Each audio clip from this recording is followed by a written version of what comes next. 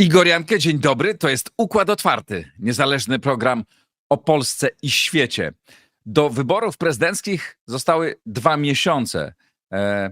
Rosną akcje jednego z kandydatów i chciałbym w tym programie zadać pytanie, którego chyba nikt wprost nie zadał. Czy Sławomir Mencen może zostać prezydentem Polski? Czy ma szansę wejść do drugiej tury i czy w drugiej turze ma szansę pokonać Rafała Trzaskowskiego? Czy to jest kompletna fikcja i coś niemożliwego? Za chwilę porozmawiamy o tym z dobrym analitykiem. Najpierw jednak bardzo podziękuję serdecznie wszystkim patronom. Dzięki Państwu wpłatom, dzięki Państwu wsparciu ten program jest niezależny i taki pozostanie. I kiedy co jakiś czas zdarza nam się mówić o polskiej polityce, nigdy nie opowiadam się po jednej, po drugiej, ani po trzeciej stronie, tylko ją analizuję. Ale przede wszystkim analizujemy to, co dzieje się na świecie. I również bardzo dziękuję wszystkim mecenasom. Od czasu do czasu będę wymieniał niektórych z nich, których Państwo za chwilę zobaczycie. Niedawno do grona mecenasów dołączyła firma Casaplaya, która oferuje nieruchomości w Hiszpanii, więc jeśli Państwo jesteście zainteresowani, to kliknijcie w link, który jest pod nagraniem. A teraz już łączę się z moim gościem. A oto mecenasi Układu Otwartego. Casaplaya, lider na rynku nowych nieruchomości w Hiszpanii. Casaplaya to agencja nieruchomości, która wspiera Cię na każdym etapie zakupu. Kliknij link w opisie i pobierz darmowy PDF z przewodnikiem zakupu krok po kroku. Oanda TMS Brokers, dom maklerski oferujący możliwość inwestycji w instrumenty z całego świata, a także analizy, które pomogą Ci zrozumieć, co dzieje się na rynkach. Kliknij link w opisie. Rosnące koszty IT hamują rozwój Twojej firmy? Z AMSO możesz obniżyć wydatki nawet o 70%, wybierając polizingowy sprzęt IT sprawdzony, wydajny i gotowy do pracy. Sprawdź na www.amso.pl. Hallow, katolicka aplikacja dbająca o Twój rozwój duchowy. Medytacje, modlitwy, muzyka, audiobooki i treści do snu. Pobierz z linku w opisie.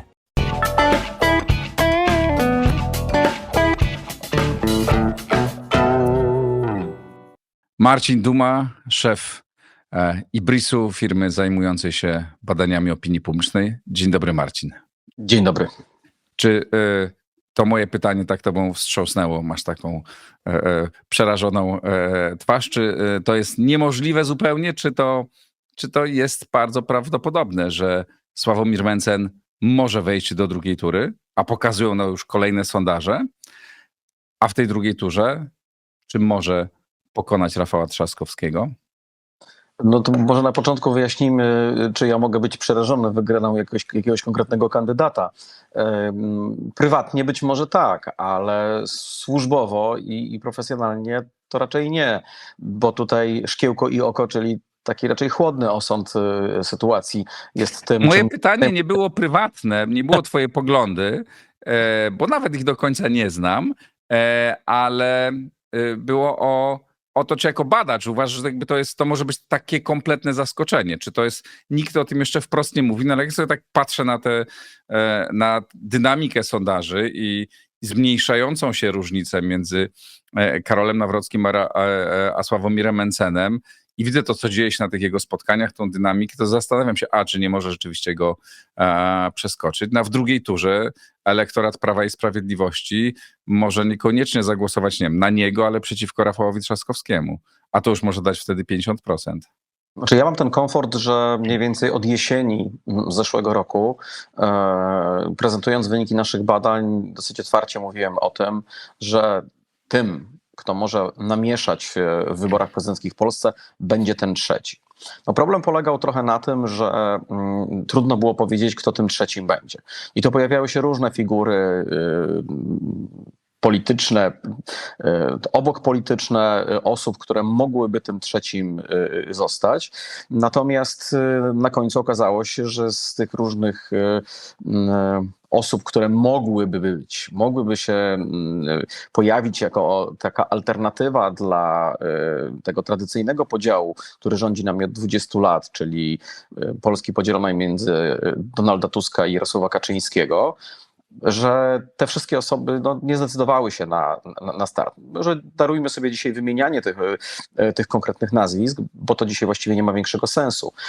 Natomiast na placu boju pozostał Sławomir Mencen. I Ale tutaj, jeszcze mogę ci wejść w słowo, przepraszam. No. Bo ja pamiętam doskonale, jak o tym mówiłeś, bo nawet rozmawialiśmy w jednym z programów tu w Układzie Otwartym, że jest miejsce na kogoś trzeciego, nie? Że ktoś trzeci może wejść, że to zmęczenie PiS-em, Platformą, czy Platformą i PiS-em, tym układem, który rządzi Polską od ponad 20 lat jest, czy od 20 lat jest duże. I rozważaliśmy, czy może ktoś taki się pojawić. No okazało się, że nie pojawił się, no chociaż, no nie wiem, taką osobą przez moment wydawało się, że może być na przykład Krzysztof Stanowski, tak, ale jakby to zdaje się nie wypał, to nie poszło kompletnie. Ale taką osobą okazało się, że jest kandydat Konfederacji. No, leżała ta buława trzeciego kandydata na ziemi i ponieważ nikt się po nią nie zgłosił, to przyszedł Sławomir Mencen i ją podniósł. On dzisiaj zogniskował na sobie tą uwagę osób poszukujących różnych rzeczy. Z jednej strony tych, które szukają alternatywy dla aktualnego podziału, tak, który wciąż jeszcze tą polską sceną polityczną rządzi. Tych, którzy by chcieli dać żółtą kartkę obecnemu obozowi, a jednocześnie sami się przyczynili do wyboru takiej, a nie innej większości w tym parlamencie. Czyli mówię o byłych już wyborcach koalicji 15 października z października 2023 roku.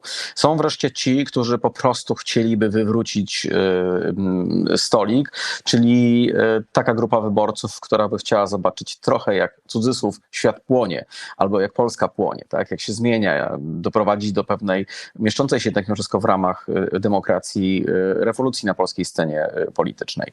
I dla tych wszystkich osób punktem odniesienia stał się Sławomir Mencen, którego ja też muszę się przyznać zupełnie otwarcie. Absolutnie jesienią nie wierzyłem, że jest w stanie to udźwignąć, ale zdaje się, że wobec tego, że właściwie nie ma gdzie ulokować takich nadziei, tych, o których mówiłem przed chwilą, to zostało one ulokowane w kandydaturze, czy też ogniskują się wokół kandydatury Sławomira Mencena.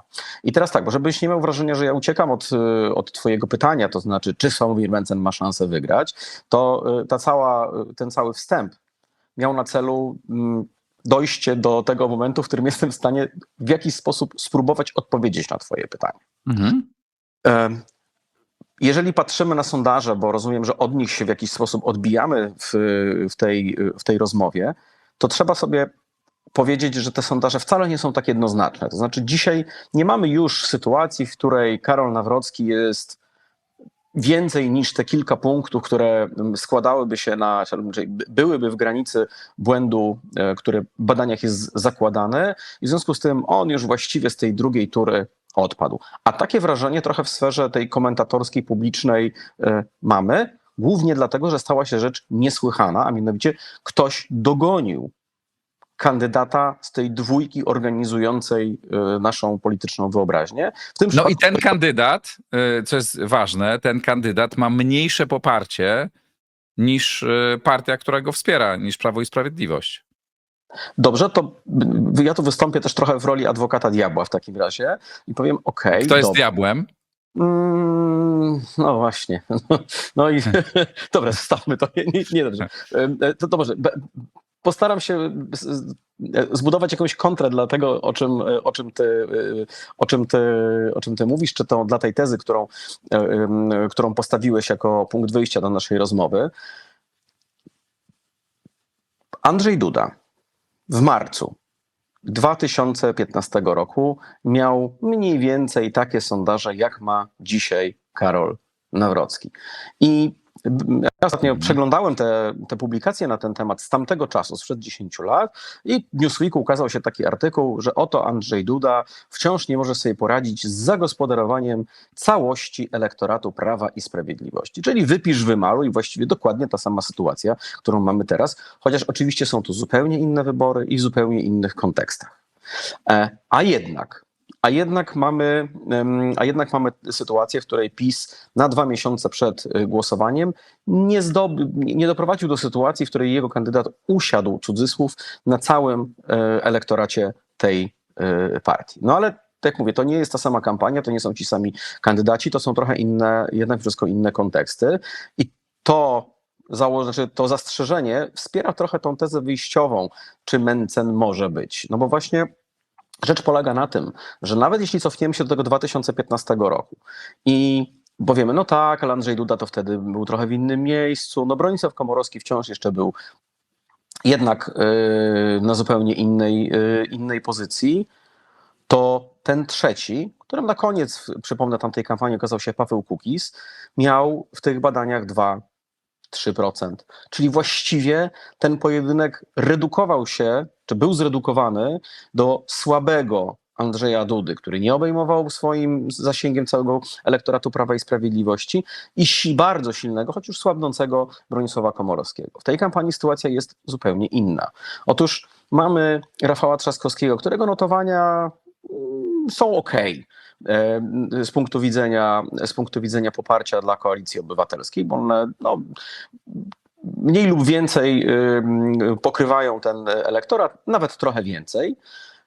Nie załamały się, bo był taki moment, kiedy wydawało się, że to jego poparcie się spadnie jakoś mocno, ale nie spadło, tak? A nawet To trochę się umocnił. był taki moment w okolicach końca grudnia, początku stycznia, kiedy widzieliśmy takie delikatne obniżenie się notowań, ale dzisiaj z perspektywy już prawie 2 miesięcy, które minęły od tamtego momentu, możemy się zastanawiać nad tym, czy to była kwestia momentu, być może tego, że część wyborców i respondentów trochę bardziej była zajęta karpiem albo sprzątaniem po świętach, a trochę mniej polityką, czy to był jakiś realny ruch, gdzie wyborcy naprawdę odpłynęli gdzieś indziej w tamtym rynku politycznym. Ale zostawmy to, bo to właściwie niespecjalnie ma dzisiaj znaczenie. Bo to, co się dzisiaj dzieje, to, co wynosi Sławomira Mencena w tych badaniach, to nie jest do końca elektorat Rafała Trzaskowskiego. Chociaż, uwaga, co jest ciekawe, Sławomir Mencen czerpie swoje wysokie poparcie nie tylko i wyłącznie z elektoratu Konfederacji, ale on jest dzisiaj w tym miejscu sondażowo, w którym jest, także dlatego, że organizuje mniej więcej co 10. wyborcę Koalicji Obywatelskiej,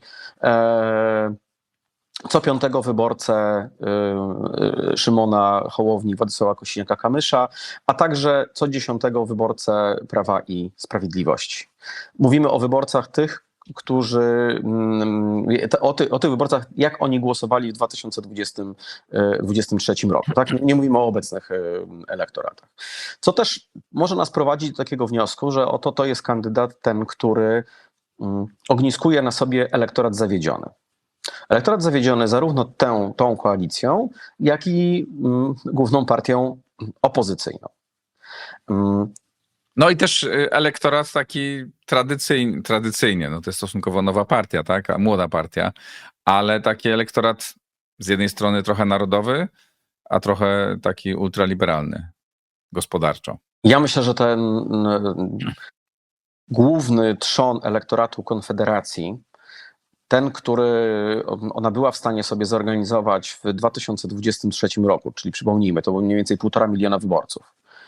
To są wyborcy w przeważającej części liberalni ekonomicznie, którzy na jakimś tam poziomie akceptują albo udają, że nie widzą tego komponentu silnie konserwatywnego tej partii. Chociaż przypomnijmy, że badania profesora Sadury i Sławomira Sierakowskiego wskazują na to, że oni w trakcie bycia razem z Konfederacją trochę sobie zinternalizowali także tą konserwatywną agendę. Czyli nie tylko przyjęli, że no dobra, nie patrzymy w tamtą stronę, udajemy, że tego nie ma, bo interesuje nas tylko ten liberalizm ekonomiczny, no ale powiedzieli, no dobra, okej, niech zostanie i ten konserwatyzm w sumie dlaczego nie?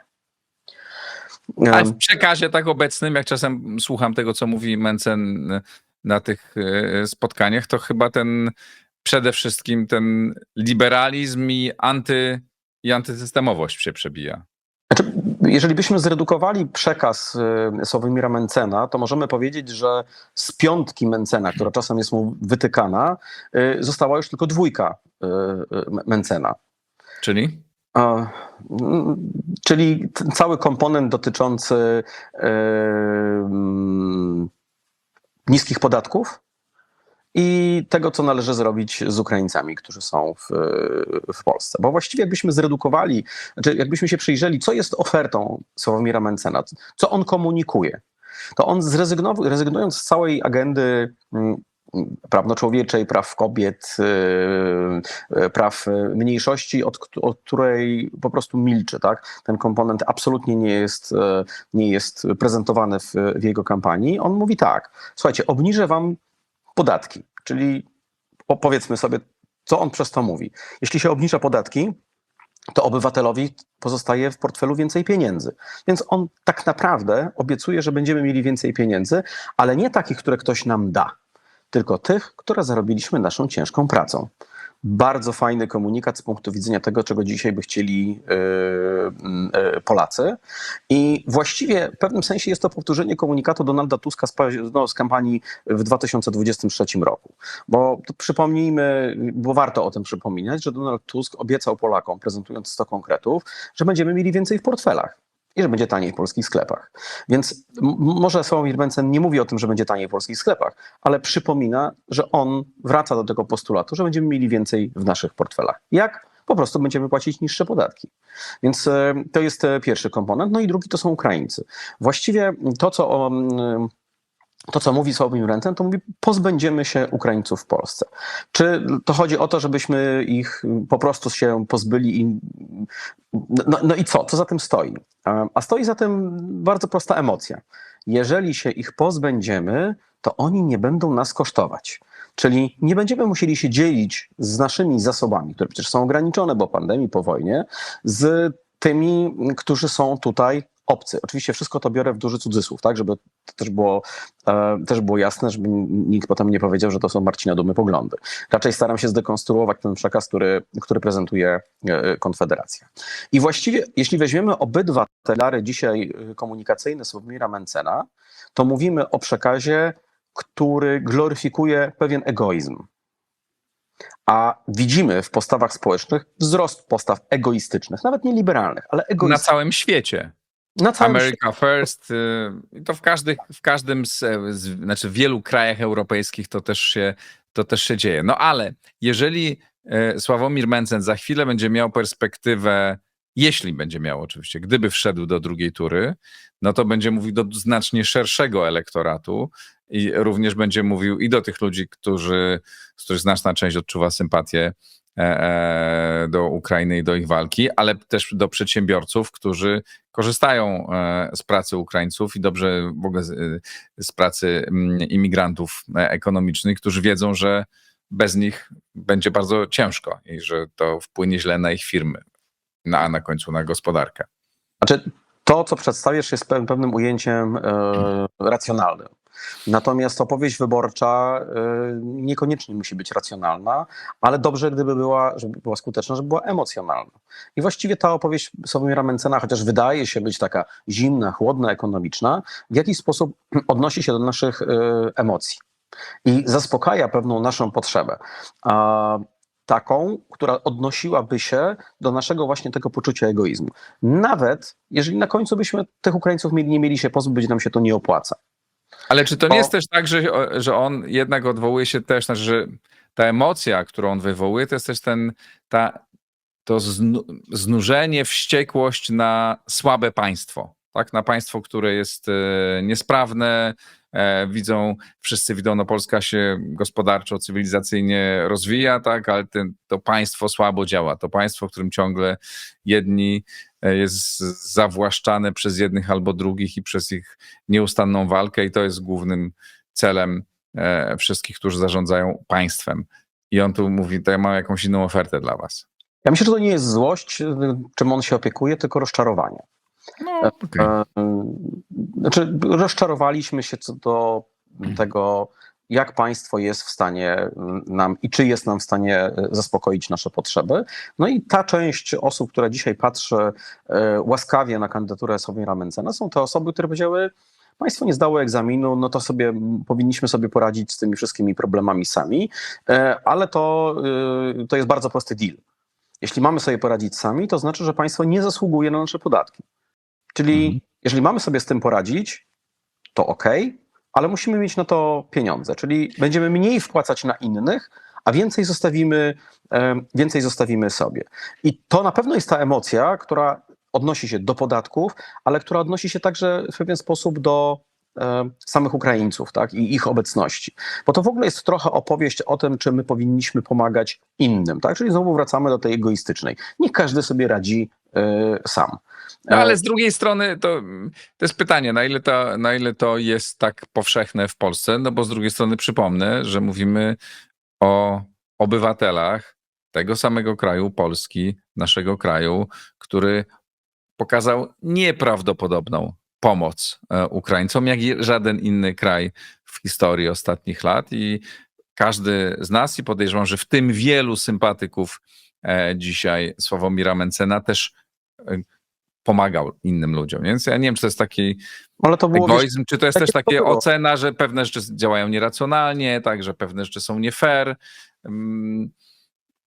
Wiesz co, to jest w ogóle temat na osobną rozmowę. To co się stało od czasu, kiedy na granicy, na dworcach, w tych centrach recepcyjnych niemal całe polskie społeczeństwo, tak? Bo ja pamiętam, żebyśmy wtedy to badali, i osób, które cokolwiek zrobiły, nawet drobną rzecz.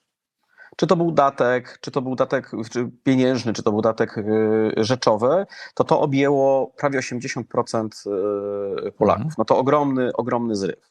Natomiast jeżeli już to eksplorujemy, no to też trzeba sobie powiedzieć, że myśmy to zrobili nie tylko w odruchu serca, ale myśmy też to zrobili w takim poczuciu, że pomagamy Ukrainie wygrać z Rosją, która to Ukraina obiecała nam, że to właściwie za chwilę się wydarzy. Nie wiem, czy obiecała w pierwszych dniach, tak? W pierwszych dniach nic nie obiecywała, bo ta erozja nastąpiła później. Okej, ale zostawmy proszę, bo to jest bardzo ciekawy i bardzo ważny wątek, ale na inną rzeczywiście rozmowę. Wróćmy do u podstaw tego sentymentu. Nie musimy tego dzisiaj eksplorować, natomiast to tam jest. I do tego pytanie, które zadałem na początku, brzmiało, czy Mencen może wygrać wybory. I jeszcze zanim dojdziemy do takiej ostatecznej odpowiedzi na to, czy to jest możliwe, bo się nie odpowiemy na to, czy wygra, czy nie wygra, ale czy jakby to w ogóle jest, czy to jest coś, o czym można poważnie rozmawiać, to jeszcze chciałem cię zapytać, dlaczego Karolowi Nawrockiemu nie idzie zbyt dobrze? No chociaż powiedziałeś, no ale przecież tu cię też 8 lat temu szło podobnie. Ale spróbuj jeszcze, jeśli mogę cię prosić powiedzieć, dlaczego ta jego kampania nie idzie lepiej, jak się spodziewano, że pójdzie lepiej. Ja myślę, że to jest kwestia nietrafionego wyboru kandydata. Znaczy, że zakład, który Prawo i Sprawiedliwość, czy Jarosław Kaczyński zrobili, można zrobić zakład? Można chyba zrobić zakład. Z rzeczywistością i polityczną, i z wyborcami, no wydaje się być nie najlepszy. To znaczy kandydat, który miałby powtórzyć ścieżkę Andrzeja Dudy, czyli być trochę nieznany, którego dopiero w kampanii odsłaniamy, budujemy, który nie jest takim pisowcem, który nie jest współodpowiedzialny jednak za te 8 lat rządzenia, a w szczególności 2 ostatnie lata rządzenia PiS-u, że to brzmi jak plan. A tymczasem okazało się, że te wrażenie po rządach PiS-u jest tak wciąż obezwładniające dla elektoratu, że nawet mruganie okiem pod tytułem kandydat obywatelski, no, nie jest w stanie przedstawić tego kandydata jako kogoś, kto jest od PiS-u oddzielony. Teraz oczywiście PiS dużo mocniej wszedł w tą kampanię po to, żeby przynajmniej uratować te głosy wyborców PiS-u, żeby na niego zostały oddane, no bo pojawiło się widmo, które jakby stanowi kanwę naszego dzisiejszego spotkania i rozmowy, czyli pojawiło się widmo, że Karol Nawrocki może nie wejść do drugiej tury. Ale też jest tak, może warto też o tym powiedzieć, bo to chyba jest też bardzo ważne, że jednak kiedy Andrzej Duda startował po raz pierwszy, no to startował po wielu latach rządów obozu Platformy Obywatelskiej. Było ogromne zmęczenie rządami tego obozu. Również wśród elektoratu bardziej liberalnego, tak? Wtedy była bardzo... jest Ludzie taka byli zmęczeni, sytuacja. oczekiwanie zmiany było bardzo duże. Ale dzisiaj Teraz jest... Nie, dzisiaj jest dokładnie tak samo. Dzisiaj również mamy wielkie oczekiwanie zmian. No tak, ale nie ma takiego oczekiwania chyba zmiany z Platformy na PiS, tak? Bo PiS rządził przez ostatnie 8 lat, nie? Więc jest jeszcze takie... I zwłaszcza końcówkę miał taką niezbyt udaną, mówiąc delikatnie. Dzisiaj oczekiwanie zmiany i ten apetyt na zmianę wciąż jest bardzo duży. Tyle tylko, że mając jeszcze wciąż na świeżo pamięć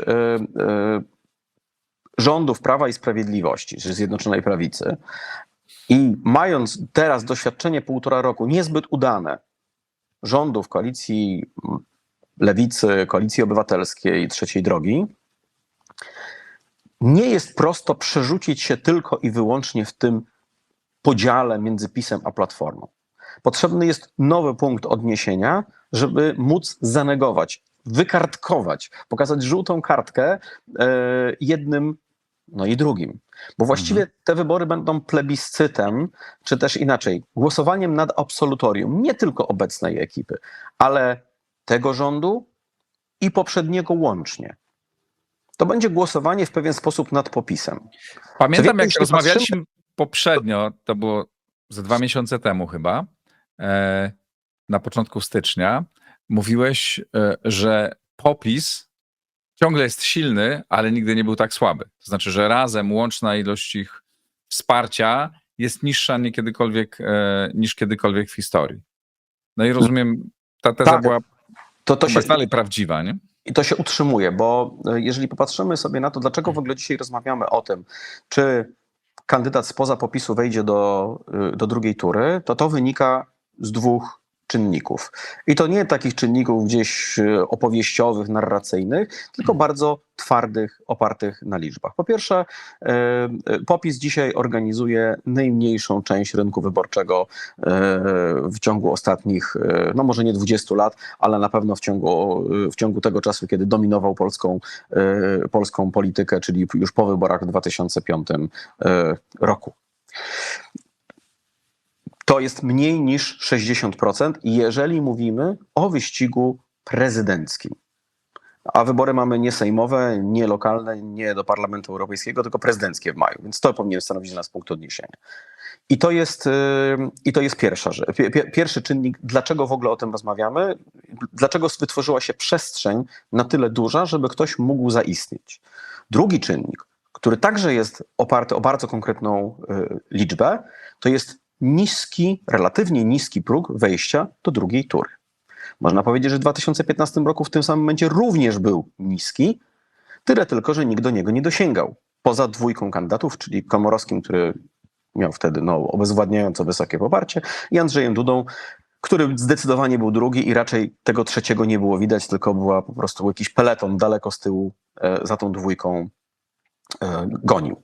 Dzisiaj jest tak, że ten nisko zawieszony próg wejścia do drugiej tury, bo on właściwie oscyluje w granicach 20 paru procent, nie jest przeszkodą, której ten trzeci nie jest w stanie pokonać.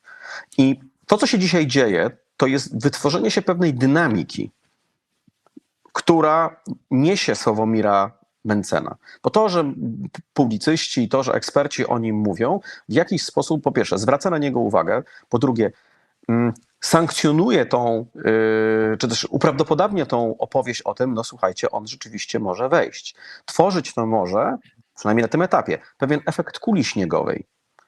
Dlatego też PiS tak nerwowo reaguje, bo to właściwie nie do końca jest na tym etapie problem Platformy, chociaż jest. Bo za chwilę może być. Za chwilę może być, ale głównie jest to problem dzisiaj Prawa i Sprawiedliwości, które walczy o bardzo wiele rzeczy w tej kampanii i czuję, że to się wymyka w jakimś stopniu. Marcin, to teraz narysuję 2 scenariusze. Powiedz mi, który z nich, czy oba są prawdopodobne, czy nie tylko scenariusze, tylko takie dwie narracje. Jedna mówiąca o tym, kto ma większe szanse, a druga drugie. No z jednej strony, jak patrzę, no i widzę to ciągle jednak krok po kroku rosnące poparcie Mentzena. Jak widzę te tłumy w miasteczkach Polski przychodzące na jego miastach i miasteczkach przychodzących na jego spotkanie. Jak widzę tą dynamikę jego, jak tak to on tam, ten obrazek biegnącego do samochodu, bo się spieszy na kolejne spotkanie, bo tam też czekają na niego ludzie, to sprawia takie wrażenie, ten obrazek, ta opowieść, no pokazuje, kurczę, rośnie, nie? Ten człowiek rośnie.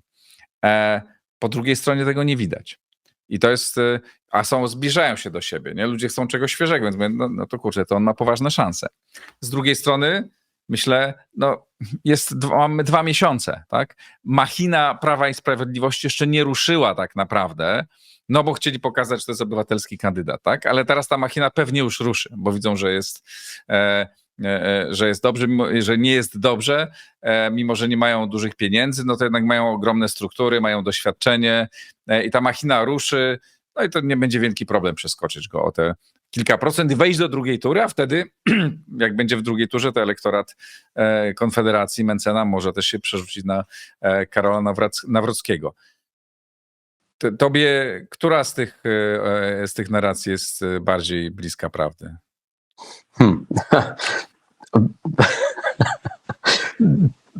Właściwie obydwie są prawdopodobne, tylko że z różnym stopniem prawdopodobieństwa. Co więcej, każdą z tych linii narracyjnych, dla każdej z tych linii narracyjnych jesteśmy w stanie znaleźć argumenty. No ale przyjrzyjmy się temu scenariuszowi, który publicystycznie jest dużo bardziej interesujący.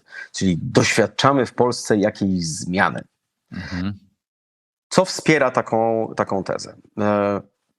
Słusznie mówisz, że aparat Prawa i Sprawiedliwości się jeszcze, ta maszyneria wyborcza jeszcze się nie rozpędziła. Można się zastanawiać, dlaczego tak się wydarzyło. Czy dlatego, że bak jest pusty i nie ma z czego silnika odpalić, czyli mówiąc zupełnie wprost, nie ma pieniędzy, nie ma i nie będzie, bo minister Domański raczej nie wydaje się być skłonny do tego, żeby je wypłacić przed rozpoczęciem kampanii. Wydaje się również, że to obietnica, czy też obietnica widmo, albo wizja rozpędzenia się tej maszyny, no to jak oni się rozpędzą, to zrobią swoje. Tyle tylko, że ta kampania w pewien sposób różni się od tej z 2015 roku, a różni się tym, że tego czasu na rozpędzenie się wcale nie ma tak dużo. Głównie dlatego, że święta, no takie nie tylko nasze polskie, czyli weekend majowy, który będzie stanowił przerywnik w kampanii, a przynajmniej dla ludzi będzie stanowił, dla obywateli będzie stanowił pewien przerywnik, bo lepiej sobie tam kiełbaskę, jeżeli będzie pogoda, usmażyć i popić orężadą albo jakimś innym napojem gazowanym. Będzie bardziej interesujący niż przyglądanie się co Trzaskowski, co Nawrocki, co Mentzen. Chociaż akurat z tym grillem może się trochę Mentzen i z tym napojem gazowanym kojarzyć niż jakikolwiek inny kandydat. Ale przed tym weekendem majowym będziemy mieli jeszcze święta Wielkiej Nocy. Co tak naprawdę oznacza, że ten czas na rozpędzenie się to jest miesiąc od dzisiaj.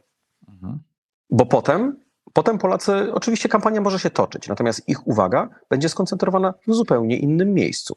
Ja mam też wrażenie, że w PiS-ie nie ma dzisiaj ognia, że tam jest tyle wzajemnych żali, pretensji, chęci ustawienia się lepiej w blokach startowych na czas po Jarosławie Kaczyńskim, że tam wielu jest takich, którzy wydaje mi się, że udają, że wspierają Karola Nawrockiego, bo tak naprawdę może jest im nawet na rękę to, żeby on nie wygrał. O właśnie, to cieszę się, że to ty powiedziałeś to ostatnie zdanie, ale ja się z nim po prostu zgadzam. I to jest pewien problem w kampanii Prawa i Sprawiedliwości, czyli to ograniczone zaangażowanie i powody, dla którego ono jest ograniczone. Więc to jest jakby pierwsza rzecz. Druga rzecz to rozpędzony Sławomir Mentzen. Dynamika w kampanii ma duże znaczenie. Bo jeżeli ktoś nabiera tej prędkości, a jeśli popatrzymy na wyniki sondażowe Sławomira Mentzena, to właściwie takie wrażenie powinniśmy odnieść. To znaczy Sławomir Mentzen nieustannie rośnie. Nabiera tego ciężaru i procentowego, i w opiniach, i w komentarzach, ale także w percepcji ludzi. Bo jeżeli my sobie popatrzymy na to, jaki jest wizerunek emocjonalny kandydatów, to Sławomir Mentzen ma zdecydowanie lepszy wizerunek jako polityk, taki emocjonalny, zaraz powiem przykład, jakim można to opisać, niż dwaj główni kandydaci, czyli tradycyjni główni kandydaci, czyli Rafał Trzaskowski i Karol Nawrocki. Bo jeśli popatrzymy sobie na to, w jaki sposób, my piszemy o tym z Rafałem Kalukinem w tygodniku Polityka, tam są zresztą konkretne cytaty, jak badani to opisują, które dosyć jasno precyzują, że ten Sławomir Mencen jest postrzegany jako polityk samodzielny, że on jest postrzegany jako polityk bardzo interesujący. Nawet jeśli mielibyśmy na niego nie zagłosować, to my się przyjrzyjmy. A kto to jest w ogóle? Bo on jest taki atrakcyjny, ten sznyt jego przedsiębiorcy, ta obietnica sukcesu zaszyta w tym, że on ma firmę, ta firma jest na giełdzie. Mało kto sobie zdaje sprawę, w jaki sposób sobie ta firma radzi, ale to zresztą nie ma większego znaczenia. A po drugiej stronie mamy ludzi, którzy występują, i teraz trochę przesadzę, w roli giermków, tych prawdziwych politycznych bojowników. No jest jeszcze jedna rzecz. On nie rządził. Oni nie rządzili. Ach, no To nie to chodzi ja, o jego jako Mencena, tylko jego partię, jego środowisko polityczne. Tak? Ich jeszcze nie sprawdzono, a tamtych już sprawdzono. to jest wątek, który w ogóle jest jeszcze obok tego wszystkiego, bo z czego się bierze ten kryzys podziału na Polskę Jarosława Kaczyńskiego i Donalda Tuska, bo jeszcze się okazało, że jest jakaś trzecia Polska, która nie chce się ustawić po żadnej ze stron. Wynika to głównie z tego, że Polacy mają już doświadczenie, na co stać PiS. I nie wszyscy są z tego zadowoleni, a raczej mniejszość Polaków jest zadowolona z tego, jak sobie PiS radził w latach, szczególnie w ostatnich latach swoich rządów, ale urosła nam też grupa ludzi, którzy nie są zadowoleni z tego, pierwszego jak roku rządu obecnej koalicji. Więc mamy sporą grupę wyborców, która mówi tak, wiemy, że PiS sobie nie poradzi, ale wiemy też dzisiaj, że ta druga strona sobie nie poradzi. Więc szukamy kogoś, kto będzie miał przynajmniej wiarygodną, albo chociaż odrobinę wiarygodną obietnicę, że on może sobie poradzić i nie będziemy mieli argumentów opartych w doświadczeniu, że on jednak nie da rady. I tu wchodzi Konfederacja. Okej, to zadam już wprost pytanie. Z tego, co mówisz, wynika, że jest możliwe to, że Mencen wejdzie do drugiej tury, że przeskoczy Nawrockiego. Ja nie mówię, że tak się stanie, ale że to jest do wyobrażenia. To nie jest jakaś kompletny science fiction.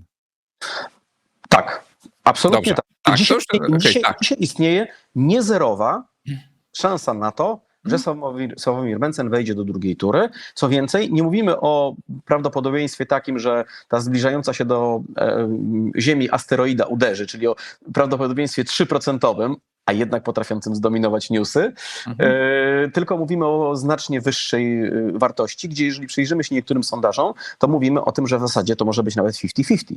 Tak. No dobrze, to przyjmijmy to założenie, bo potem porozmawiamy o tym, co będzie, jak nie wejdzie, co zrobi elektorat Mencena w drugiej turze wtedy. Ale najpierw, to jest bardziej ciekawe, bo nowe, załóżmy, że wejdzie.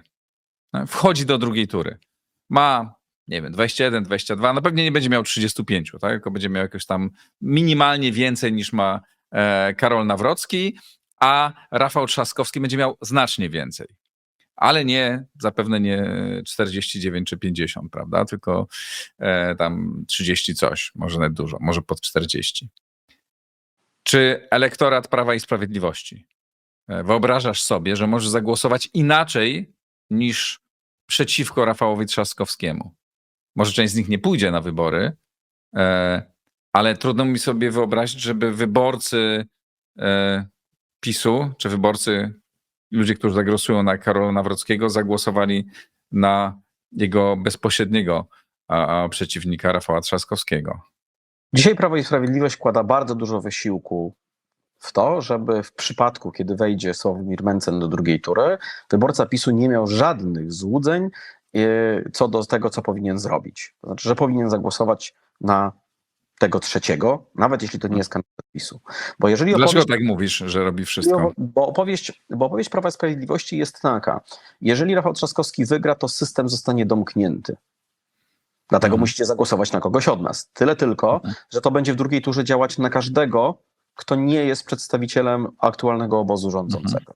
Mhm. Znaczy Sławomir Mencen weźmie z ziemi tą leżącą, już pozostawioną przez tego Nawrockiego, który w tym scenariuszu, o którym rozmawiamy, nie wchodzi do drugiej tury i powie, o zobaczcie, musimy zrobić wszystko, żeby Rafał Trzaskowski nie wygrał. A wyborca PiS-u powie, o no właśnie, tak mówił Jarosław Kaczyński, to jest ważne, zróbmy to. Co więcej, jeżeli dzisiaj sobie analizujemy te dane, one oczywiście są obarczone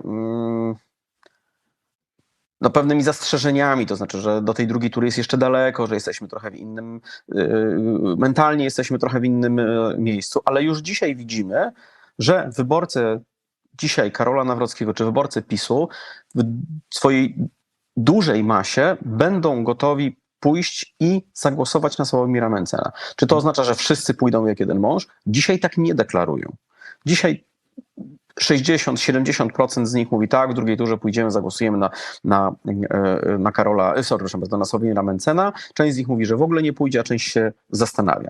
Tyle tylko, że sytuacja, w której Sławomir Mencen wchodzi do drugiej tury, zmienia trochę zasady gry. I dzisiaj gdybanie na podstawie sondaży dotyczących drugiej tury, kto jak się zachowa, jest trochę zwróżeniem z fusów. Oczywiście publicystycznie szalenie atrakcyjnym, natomiast poznawczo ułomnym. Ale tym się zajmujesz zawodowo, więc jednak cię pocisnę. Co może się wtedy wydarzyć? Jakie są możliwe scenariusze? Czy jednym z możliwych scenariuszy, możliwych do wyobrażenia, takich więcej niż 3% szans, jest to, że Sławomir Mencen w drugiej turze dostaje 51% głosów? Ale rzeczywiście, że tak. Co więcej, ja uważam, że Sławomir Mencen ma, zaraz też wytłumaczę dlaczego, większe szanse na wygranie z Rafałem Trzaskowskim niż Karol Nawrocki. Mhm. Dlatego, że dzisiaj przy wspomnianej wcześniej pewnej ułomności takich analiz, my widzimy, że elektorat trzeciej drogi, kiedy ma do wyboru Rafała Trzaskowskiego i Sławomira Mencena, zachowuje się zupełnie inaczej, niż kiedy ma do wyboru Karola Nawrockiego i Rafała Trzaskowskiego. Ale ten elektorat już jest coraz mniejszy. Ale ja mówię o tych ludziach, którzy głosowali na trzecią drogę w 2023 roku. Okay. I okazuje się, że w momencie, kiedy mają do wyboru Nawrockiego i Trzaskowskiego, wybierają Trzaskowskiego. Ale kiedy mają do wyboru Trzaskowskiego i Mencena, dzielą się mniej więcej po połowie. Mhm. Co powoduje, że nagle ta kubka głosów Sławomira Mencena rośnie, a ubywa tych, którzy chcieliby zagłosować na Rafała Trzaskowskiego. Jeżeli na to jeszcze nałożylibyśmy dynamikę tego, że mamy jednak mimo wszystko niespodziankę, tak? No nawet jeśli dzisiaj o tym rozmawiamy, trochę rozmasowujemy ten temat, to właściwie ta sytuacja będzie rzeczą niesłychaną w skali ostatnich 2 dekad. No i co? No i to zaskoczenie będzie kreować postawy. Jakie postawy? A takie mianowicie, że a może to jest możliwe, żebyśmy tą zmianę dokonali. Kiedy spotka się w drugiej turze Sławomir Mencen z Rafałem Trzaskowskim, to kandydatem zmiany będzie Mencen, a kandydatem podtrzymania czy też kontynuacji będzie Rafał Trzaskowski. I choćby nie wiem, jak się napieli, w sensie po stronie Rafała Trzaskowskiego, to tego wrażenia nie będą w stanie w żaden sposób zmienić. Bo już dzisiaj, w pewnym sensie, Rafał Trzaskowski jest kandydatem kontynuacji. Razem zresztą z Karolem Nawrockim. Czy ty mówisz wręcz, że jeśli do tego dojdzie, to twoim zdaniem Mencen ma większe szanse niż Trzaskowski? Nie, to od tego jestem daleki. Bo... Ale nie jesteś też daleki ale też jesteś daleki od powiedzenia, że Trzaskowski ma większe szanse. Czy powiesz to? Znaczy nie, ja dzisiaj, tylko ja przez cały czas mówię o tym, że mamy pewną ułomność, jeśli chodzi o tę analizę. Bo rozmawiamy o sytuacji właściwie... 18 marca. Tak, i z punktu widzenia wyborców dosyć wirtualnej, bo z jednej strony wszyscy są zainteresowani tym Mencenem, bo może wejdzie do drugiej tury, natomiast baseline scenario, czyli tym głównym scenariuszem, jednak jest scenariusz, w którym wiadomo, PO-PiS wchodzi, potem mamy do wyboru albo Nawrockiego, albo Trzaskowskiego, no i właściwie wiadomo, jak ten wyścig się powinien zakończyć. A tu mówimy jednak o sytuacji, która będzie przełamaniem dotychczasowego schematu, i przełamaniem pewnego porządku myślowego, który większość wyborców ma w głowach. Gdyby do tego doszło, no to rzeczywiście byłaby polityczna rewolucja w Polsce, chociaż prezydent nie ma, jak wiemy, potężnej władzy, jakiś wpływ ma, no ale zapewne to by pociągnęło za sobą dynamikę zmian pewnie i w obozie obecnym władzy, i w obozie opozycyjnym. Mówię o Platformie Obywatelskiej i Prawie i Sprawiedliwości. To nie byłoby bez wpływu na to, co będzie się działo w tych dwóch obozach. Znaczy, ja bym się tutaj pozwolił nie zgodzić z tobą, że prezydent w Polsce ma takie dosyć znikome uprawnienia, bo właściwie prezydent w Polsce ma bardzo szerokie uprawnienia. Może one nie odpowiadają temu poziomowi legitymacji pochodzącego z wyborów powszechnych, a jednak one są bardzo szerokie. I prezydent wybrany spoza dotychczasowego establishmentu politycznego albo polityk antysystemowy, który mógłby zostać prezydentem, to jest nie tylko zmiana na zasadzie o rany, wybraliśmy kogoś innego, ale to jest zmiana także jakby w ogóle w sposobie robienia polityki w Polsce. A dlaczego? No, można sobie teoretycznie wyobrazić rządzenie bez prezydenta. Właściwie od 1,5 roku takie coś widzimy. No jakieś tam są przypychanki, ale w dużej mierze Andrzej Duda jest przestawiany trochę z kąta w kąt. Niby coś tam próbuje robić, ale właściwie wszyscy czekają, aż on już przestanie być tym prezydentem. Natomiast jeżeli nowy prezydent wybrany na 5 lat nie będzie rekrutował się z tej większości, która dzisiaj tworzy koalicję rządzącą w Sejmie, to możemy prawdopodobnie pożegnać się na przykład z takimi obszarami jak reforma w sądownictwie. Bo ja nie sądzę, żeby tym zainteresowany był prezydent spoza obozu rządzącego. Prawdopodobnie będziemy mogli się pożegnać również z tymi obietnicami dotyczącymi tych kwestii takich cywilizacyjnych, prawnoczłowieczych czy praw kobiet. Bo to nie jest agenda, chociaż ukryta dzisiaj, to nie jest agenda Konfederacji. To będzie również oznaczało, że skuteczne rządzenie, te wszystkie ustawy, o których dzisiaj rząd mówi, no musimy poczekać, bo nie mamy prezydenta, który jest w stanie to podpisać, no nie wyjdą z szuflad, jeżeli w ogóle w tych szufladach są. To zresztą może również spowodować ruchy na polskiej scenie politycznej zupełnie innego typu. Nie takie związane z pragmatyką rządzenia państwem, tylko posłowie różnych ugrupowań. Trzeciej Drogi, PSL-u, Polski 2050, ale i PiS-u popatrzą sobie na wyniki wyborów prezydenckich w swoich okręgach i zaczną się zastanawiać, czy ugrupowania, w których są, zapewnią im reelekcję. A jeżeli nie, to co zrobić, gdzie pójść, do kogo zakołatać, żeby ta reelekcja była możliwa. I ten proces będzie szalenie niszczący. On nie będzie niszczący dla Koalicji Obywatelskiej, on nie będzie niszczący dla Lewicy i nie będzie niszczący dla Konfederacji. Ale dla spychanego do środka Prawa i Sprawiedliwości i dla Trzeciej Drogi, która właściwie znika na naszych oczach, to będzie duży problem. A to Trzecia Droga dzisiaj, zarówno posłowie związani bardziej z Szymonem Hołownią i ci związani z PSL-em, no bez nich koalicja rządząca w tym parlamencie dzisiejszym nie jest możliwa. Mhm. No ale w Koalicji Obywatelskiej też się mogą dziać różne rzeczy. Jeśli ich kandydat przegra wybory prezydenckie, to ta obawa o przyszłość, jeszcze nie dzisiaj, bo dzisiaj jesteśmy w rządzie, tak, no też zapewne, no to na pewno ich nie wzmocni. Więc na pewno będą duże zmiany na polskiej scenie politycznej, jeśli oczywiście do tego dojdzie. To będzie wygrana prawdopodobna. Scenariusz, o którym rozmawiamy, czyli wygrana kandydata, który nie jest Rafałem Trzaskowskim, a w szczególności wygrana kandydata, który wywodzi się spoza PO-PiS-u, może być tym pierwszym klockiem domina, które pociągnie za sobą, czy też uwolni cały proces bardzo szerokich, no i podejrzewam, że dość gwałtownych zmian w polskiej polityce. Czyli podsumowując, odpowiedź na pytanie, które postawiłem na początku, czy Sławomir Mencen może zostać prezydentem, brzmi, jest to możliwe, aczkolwiek absolutnie nieprzesądzone, ale nie możemy wykluczyć takiego scenariusza, a to by oznaczało bardzo duże zmiany, wstrząsy, czy nawet rewolucje na polskiej scenie politycznej.